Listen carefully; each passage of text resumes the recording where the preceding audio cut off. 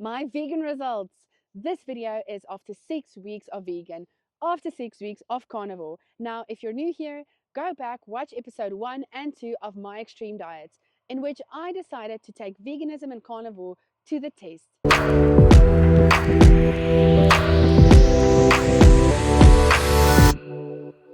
Great to have you back. Well, yeah, wonderful to be back. Excited after, how many weeks, so I'm really looking forward to it. And you've officially now done, let's say now the carnivore side, and now you've done the vegan side. Yes. How was that for you? How was almost the contrast of those two together? Well, firstly, I'm very happy to be back to like just a normal diet, but it was the most interesting thing ever because even though I've never done carnivore, even though I have done veganism in the past, it was a completely different experience, and especially going from the one to the other.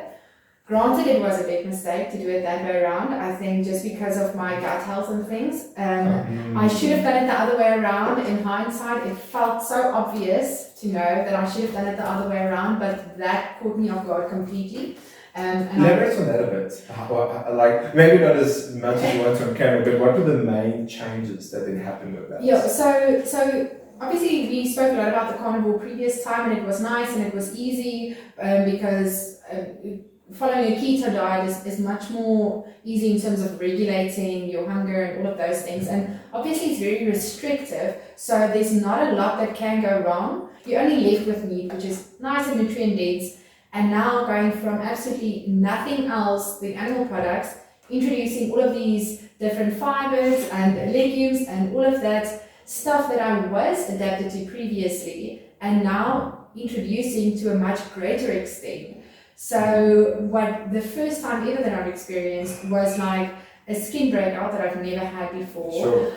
My mood was absolutely terrible. Sure. And I just clicked again how our gut health influences our emotional state of being as well. And I knew that, but I experienced it firsthand. Where previously where I did veganism, it was from a normal omnivorous diet to veganism, and I felt absolutely fantastic in those 3 weeks, had energy. Obviously, I noticed that I wouldn't have been able to continue more than 3 weeks, and I lost some muscle mass previously, where now I expected something completely different, and I expected, because we paid attention to the protein, for me to still have sufficient energy levels and all of that. But the gut adaptation from nothing to just full-on plant-based was big mistake. Like bloated, cramps, those type of things. Yeah, the first 2-3 weeks, I was literally like very gassy and bloated and uncomfortable and just swollen. But I noticed like in my skin condition, mostly it was breakouts. My skin was drier. Even my scalp was a bit more drier than usual, and I could see in my focus and just like my emotional state of being, I felt down. And not even, I'm not sure whether that obviously changed any hormones or stuff, because I could notice some differences in my cycle even, where that was more stable, less PMS symptoms and stuff in the carnivore, where now this banned stuff on my system, I think just threw everything completely messy.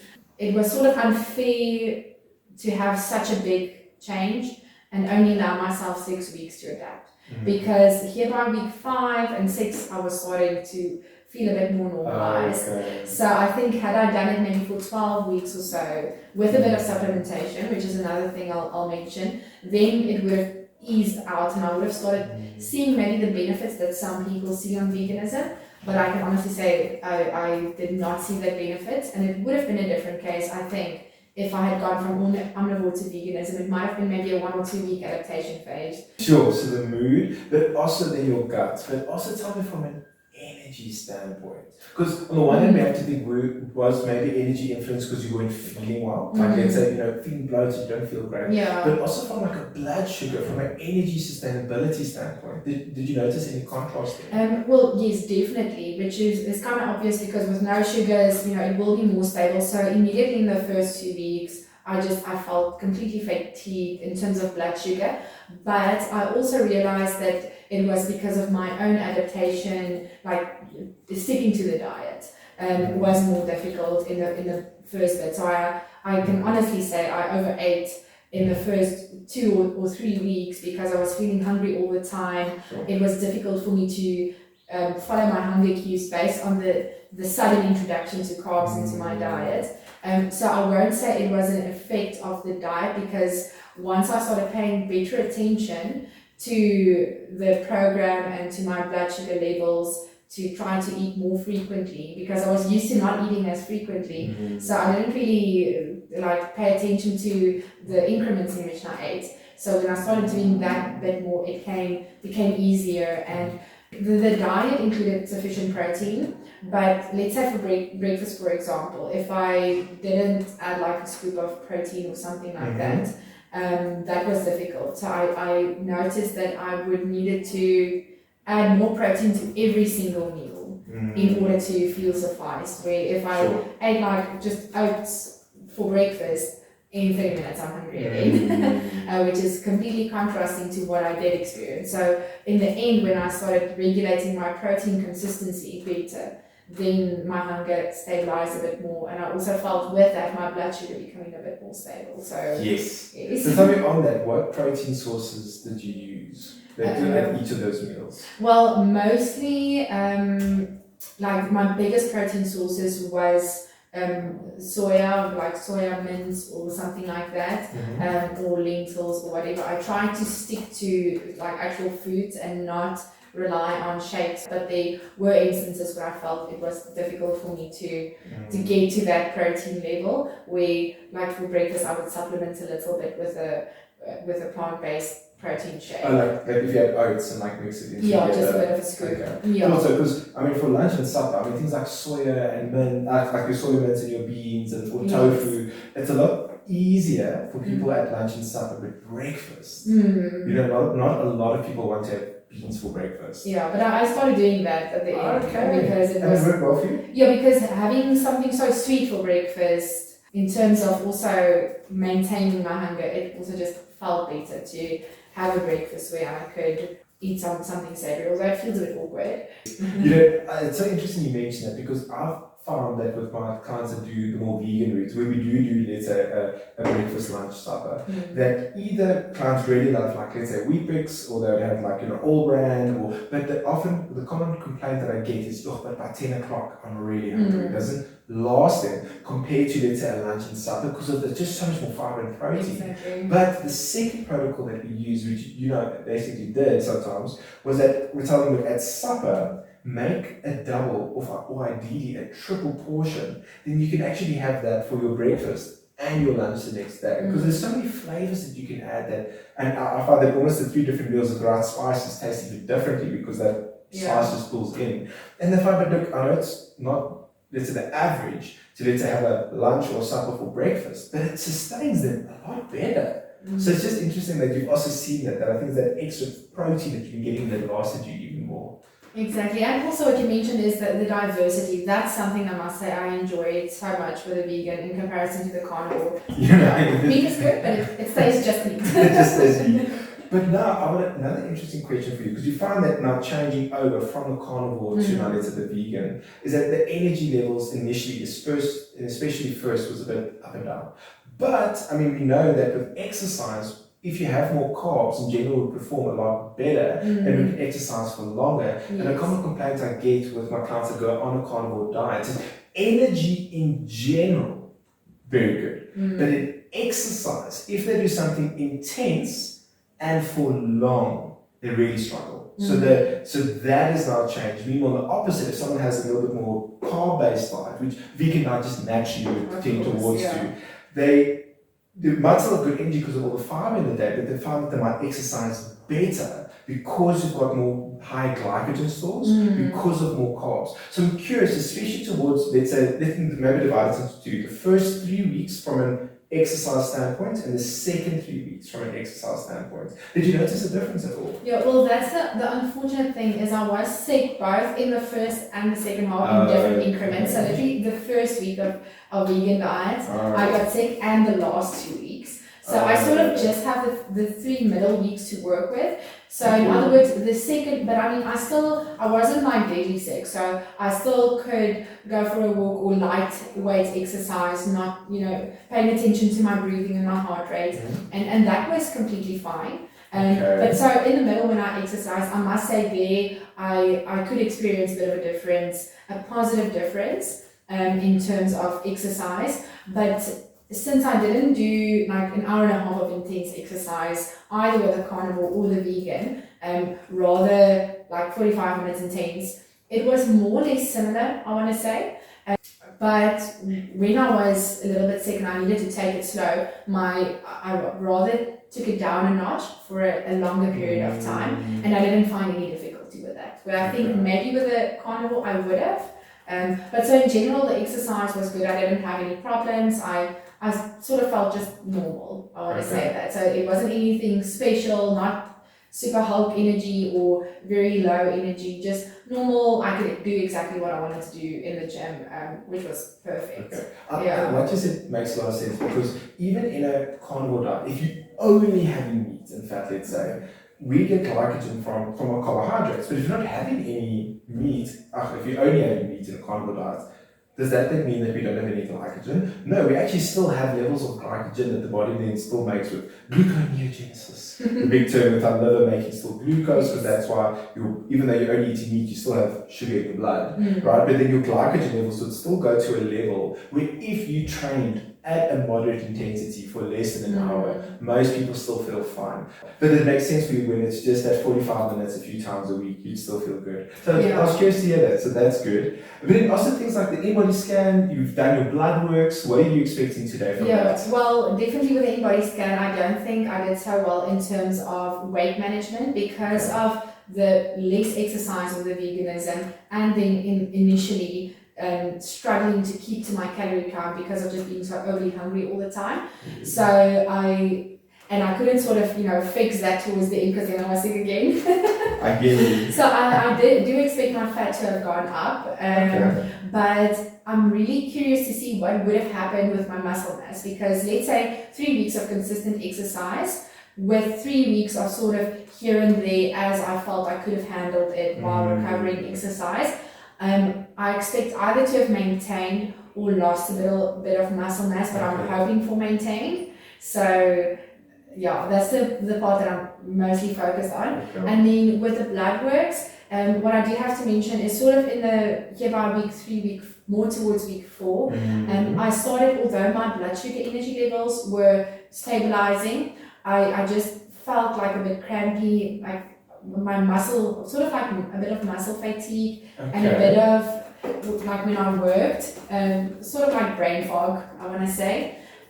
So I felt the need to just take every now and again a multivitamin with a bit of calcium. So I don't think my calcium results would be accurate because of the supplementation, and maybe my B vitamin, but it would be interesting to see that with a slight supplementation, not a lot, what that would have been. So I think I'm more interested to see what my iron levels would have done and cholesterol. I think my iron levels might have gone down, and of course I think my cholesterol also, but I'm not sure what the ratio would be, so I'm very curious to see how that heart health score would do. Let's look at the blood works, but the last quick thing, just to join the two, is that from a muscle standpoint, what causes muscles to, let's say, contract or feel fatigue, besides for glucose, there's 3 systems. One is water, the second system is going to be your sodium and potassium, and the third system is your calcium and magnesium. So likely the fact that you said you felt better, likely was that third system, because both of them you should have got enough magnesium in, but now from a calcium standpoint, the fact that you got better, I think that's what's probably really began. So interesting, let's have a look, let's see what the blood works say.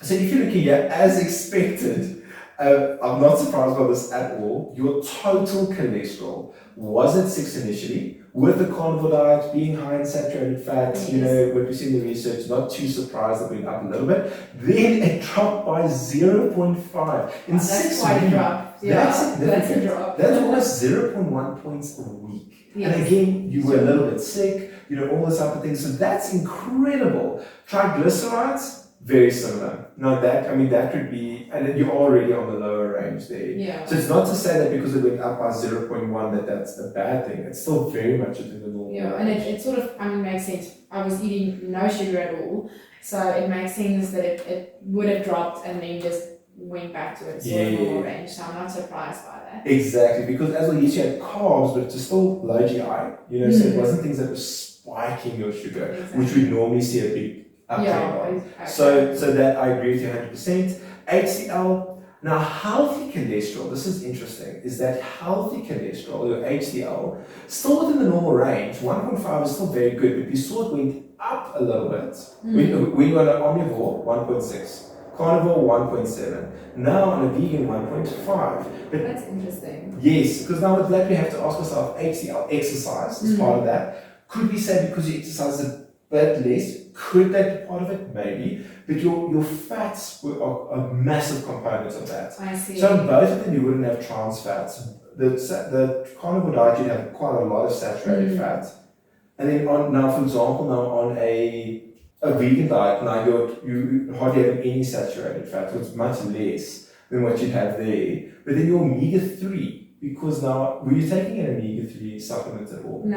Okay. Because you'd still get omega-3s in, like, let's say, your meat, right? And you have to having fish. I mean, you were having fish. Yeah, I had quite a diverse range of animal source. I had more red meat and chicken than I had fish. Let's say like fish would be maybe once or twice a week maximum, where the like chicken or meat would be like almost daily. Okay. But you see also that the omega-3s, let's say with that fish every now and then, that's also good at reducing, it's actually very significant in reducing triglycerides. So that's another thing, is that we have to ask ourselves, was it something that you did, or was it something that you stopped? And I think that quality and fat change was most likely the big change, the small changes between those two. But your LDL should have guessed that was the one. Your LDL drastically dropped. I mean, to go down by 0.5 points, that's significant. But I think it's all that fiber, blood sugar levels very well controlled, as in there's no spikes in that.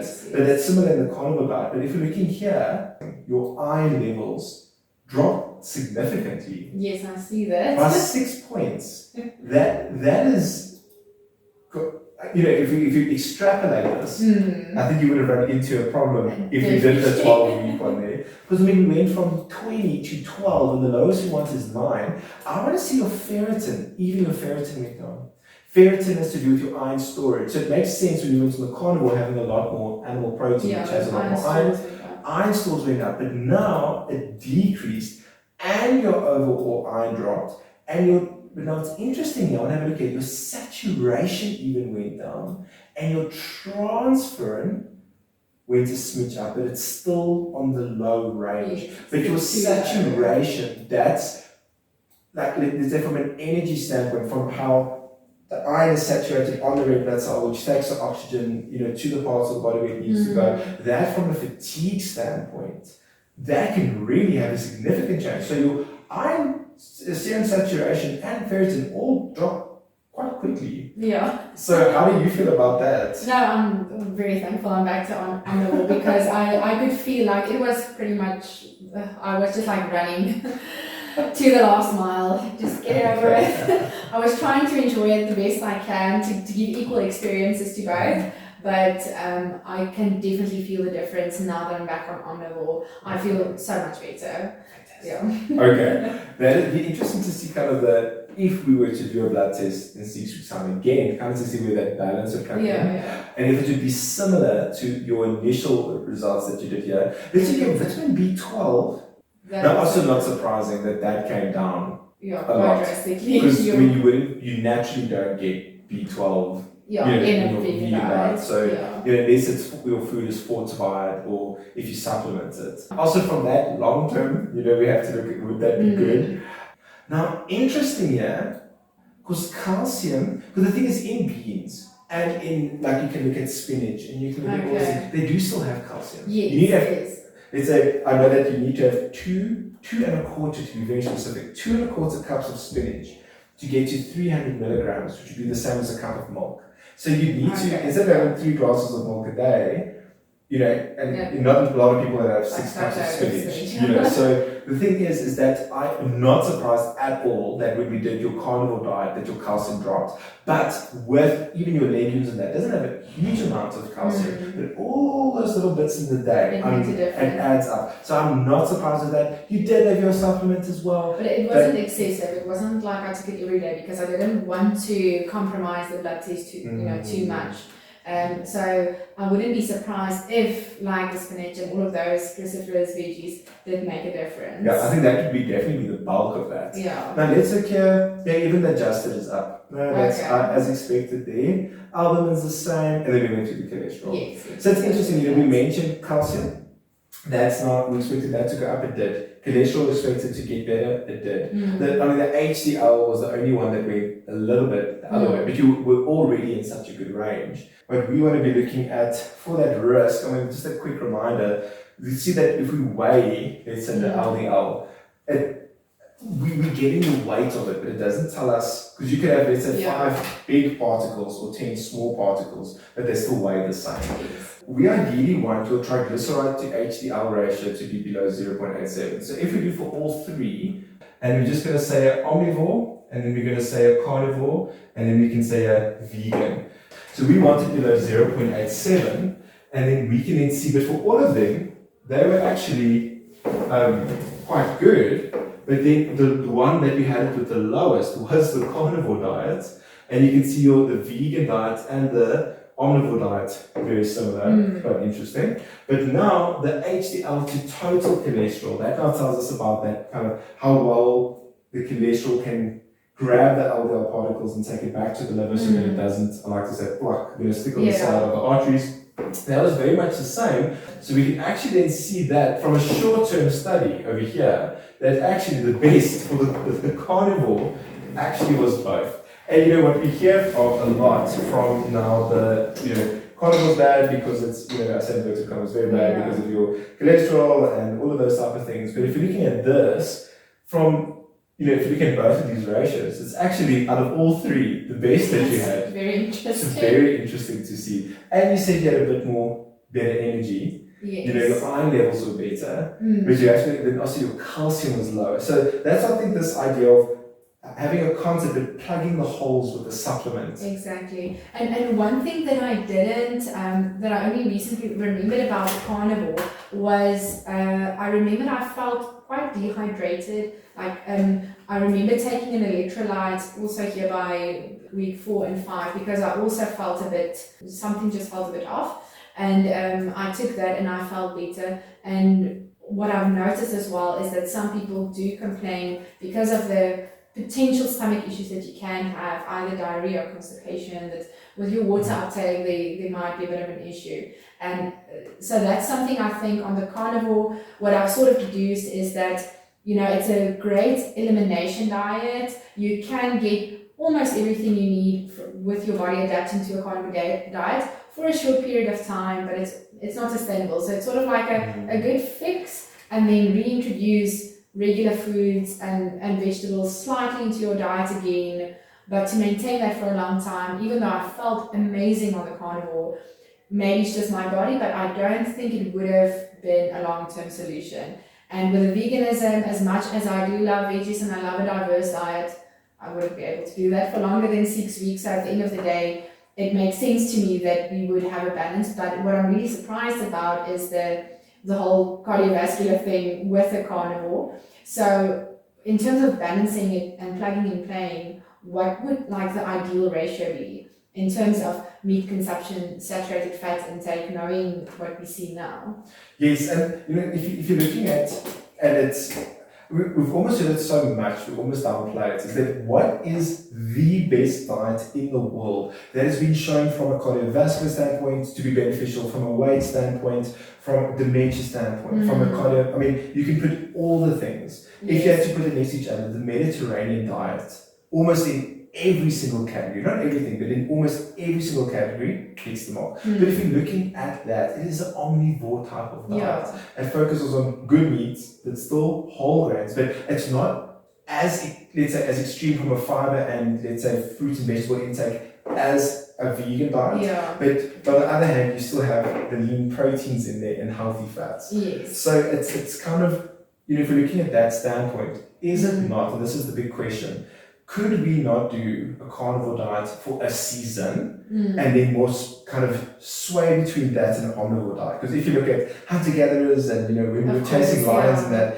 they had seasons where they had more meat, and then they had a season, depending on when the season changed, they had more fruits, more vegetables and whole grains because it became available. Then they went more to just meat. So I think how our bodies are designed is not to be only meat for years and years and years, and not only vegetables for years and years and years. No, I mean, you have glycolysis and ketosis for a reason. Yes. Both those systems are in place to help us survive.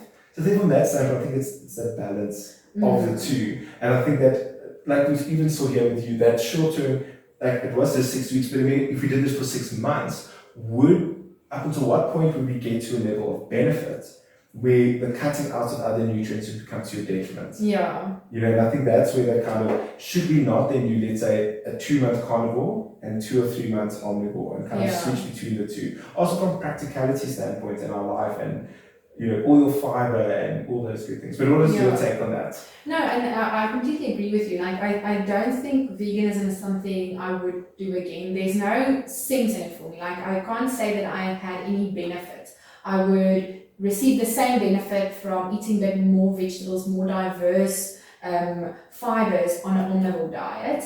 The exclusion of animal products didn't do anything for me in the vegan diet.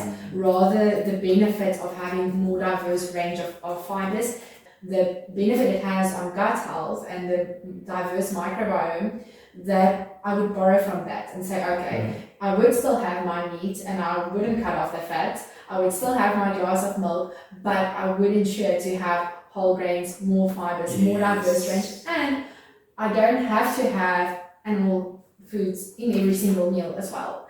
I think that what in both these diets changed my mindset a bit more. Something that I knew but put it more into practice is the concept of whole foods.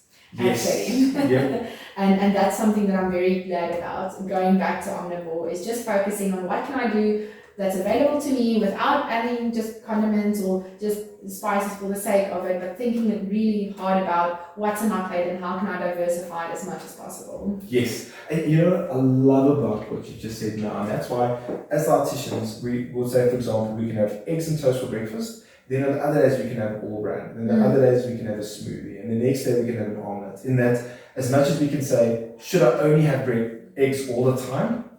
Or should I only have all bran all the time? I think it's so beautiful to have a combination. Exactly. And like still having meat or a protein at each meal, if that is now beans or if that is now meat or chicken or fish, but still having vegetables and your fruits in there, and let's say as your snacks, still getting in like a yogurt or some nuts in there, that you're getting the most of the benefit from that overlap between the two. Or you could even say 3 of, let's say now, omnivore diet, and then a carnivore diet and a vegan diet. I think there's something beautiful about it being in the middle, because where things lack, the overlap takes care of it, and you plug the gaps. And like you explained previous time, it optimizes it. The uptake of nutrients, that's one fascinating fact that I learned in our previous session, is how the uptake of iron is more beneficial when we have a diverse range of iron sources. Yes. Things like that, and the bioavailability of all these nutrients. But one thing that just like the lights just keep going off is the importance of protein in terms of feeding suffice, blood sugar control, and it's sort of, I wish people paid more attention to protein rather than focusing on the fats and the sugars and all of that. I feel it may be a simple deduction, but as long as you have your protein sort of in check, everything else is easier to plug into that. So I was actually reading a very interesting article where because our guidelines are that we need 0.8 grams of protein per kilogram a day. But what they've actually shown is it was underestimated. Those maintenance levels. That maintenance levels, because we lose muscle, or lose protein in other processes, which they didn't take into account when working that out. They're still like proving this, but just show to get to the final guideline. But they're saying, is it not 1 or not 1.2 grams of protein per kilogram, which you'd much more easily get on a carnivore diet or omnivore diet compared to, let's say, a vegan diet, unless you took protein shakes. So that's why I think it's easier to reach the middle ground of everything in that omnivore diet, where it can swing, let's say, in seasons either way. So, that but makes yes, sense. very interesting. So, have a quick look at your Yes, of course. your We forgot scan. about that.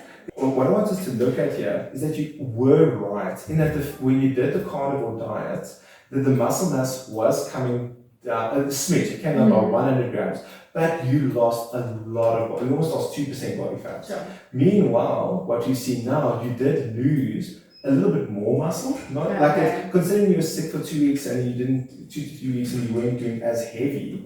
This is actually surprising. Like, this is quite good, but we did see that body fat percentage come up a bit. Yeah, which is expected. Yeah. I'll take full responsibility for that. But if we look at the other things, such as now, is actually a little bit less water weight now. So if I just look at that, a little bit less water weight. Now I have to feel more bad about my But results. protein levels are still the same. Bone minerals did come down. We did also see that in your blood test. Okay. But then you can see at the last time when we dropped a lot of fat mass, this time the fat mass did come up a little bit. Yeah. But I must say that's also something just simply about restrictive eating that I also don't think something like veganism or carnivore is the way to go. In seasons maybe, but mentally, psychologically, and just in terms of your gut and all of those things and blood sugar, what it does to have a heavily restrictive diet and then reintroduce things. I'm not shocked that it took me a while to get into the rhythm of how much I should actually eat. And I wouldn't recommend restrictive diets to anybody, because then you just overcompensate on this side and it's so much harder work to get back into the middle, which is exactly what I experienced and the results show that. Yes. So I think a good way to marry it all together. If you think, let's say, hunter-gatherers, all of that, they didn't suddenly have zero fruit and suddenly it was just fruit. It was the tree started to have apples. They started so that they would slowly start to, change over. Where there was now grains, there were now, let's say, your fruits and vegetables. Meanwhile, with something like this, we did a complete, one day is there, the next. We wouldn't normally see that. If we looked at how our bodies adapted, etc. So I also wonder if there was a study where there was almost like a transition, let's say almost like from a full carnivore to an omnivore to a vegan, and then the other way, which we would, let's say, more see in nature, so to say, would there be a lot less symptoms, such as you said, with that sudden drop in energy, the sudden change in muscle cramps, the sudden change. This is the big thing was energy. And your gut, that was the big thing I wanted to say. Yes. Erika, it's been a beautiful journey. Yes, well, thank you so much. With you. No, I learned a lot, and I can honestly say thank you for working with me with this. It was fantastic. I learned a lot. Sometimes